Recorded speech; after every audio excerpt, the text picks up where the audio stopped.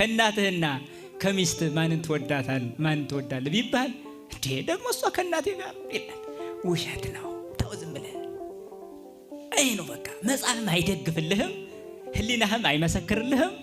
ዝም ብለህ ነው የምታወራው። ኧረ እውነቴን ነው ካልክ ከእናትህ ጋር ኑር። እሺ ሞክር። አትችልም።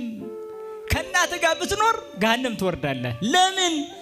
ስሜት በፈቃድ ቢነሳ ከእናትህ ጋር ስለማትፈጽም ዝሙት መፈጸምህ አይቀርም።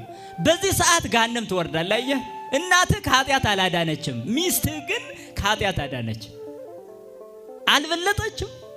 ከእናትህ በላይ ልትወደድ አይገባም፣ ልትከብር አይገባም። ታዲያ ሚስትህ አስበሃል? አንቺም ከአባትሽ በላይ ባልሽ ምን ያህል ከኃጢአት እንደጠበቀሽ አታውቂም? ፈቃደ ሥጋ ቢነሳብሽ ባልሽ ባይኖር ኑሮ ከሌላ ጋራ መፈጸምሽ አይቀርም። በዚህ ሰዓት ከሕጉ ውጭ ሆነሽ፣ ከሕጉ ውጭ ከሆንሽ ደግሞ ወደ ገሃነም ትጣያለሽ። ስለዚህ ከገሃነም ያዳነሽ ማን ነው? ባልሽ። የተፈቀደልሽ አካል አዳነሽ። ስለዚህ ዓላማው ለመዳን ነው ያልነው ሕይወት ይፈጸም። ይሄንን ዓላማ የተረዳ ሰው ምን ያደርጋል? መሰናክሎችን ያልፋል። በቃ ከሚስቴ ውጭ ሌላ ዓለም ነው፣ ከባሌ ውጭ ሌላ ዓለም ነው ሊባባሉ ይገባል። ይሄ እምነት ትልቁን ነው መነግራቸው። አያችሁ፣ ለባሏ ያልታመነች ለመንግስተ ሰማይ ዝግጁ አይደለችም። ለሚስቱ ያልታመነ ለመንግስተ ሰማይ ዝግጁ አይደለም ማለት ነው።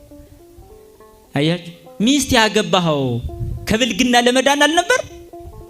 ከበለክ ምኑን ዳንክ? ባል ያገባሽው ከዚህ ኃጢአት ሌላ ወንድ ከመመኘት አካላዊ ቅርርብ ባይፈጸም እንኳን ህሊናዊ ስሜት በሌላ ወንድ የመርካት ስሜት ከታየብሽ ኃጢአት ነው። እስከዚህ ድረስ ነው።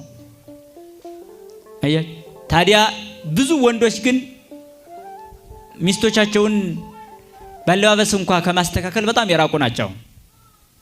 በጣም ወንድ ለመፈለግ ተክለ ቁመና ለዝሙት በሚያጋልጥ ለብሰው እንደሚሄዱ ሴቶች ባል ያላት ሳይቀር በምትሄድበት ዘመን ላይ ብዙ ፈተና አለ።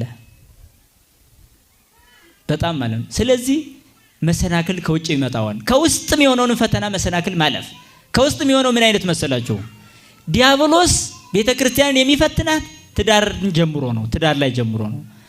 ትዳር ትልቁ የቤተክርስቲያን ልጆች ማብዣ ናት። ትዳር ቤተክርስቲያን የምትወልድ ያለ ትዳር አይደለም። እኛ በትዳር የወለድናቸውን ነው እሷ ደግሞ በመንፈስ የምትወልድ። ስለዚህ የቤተክርስቲያን መጋቢ ነው ትዳር። መጋቢ ስለሆነ ልክ ዲያብሎስ እቺን ትዳር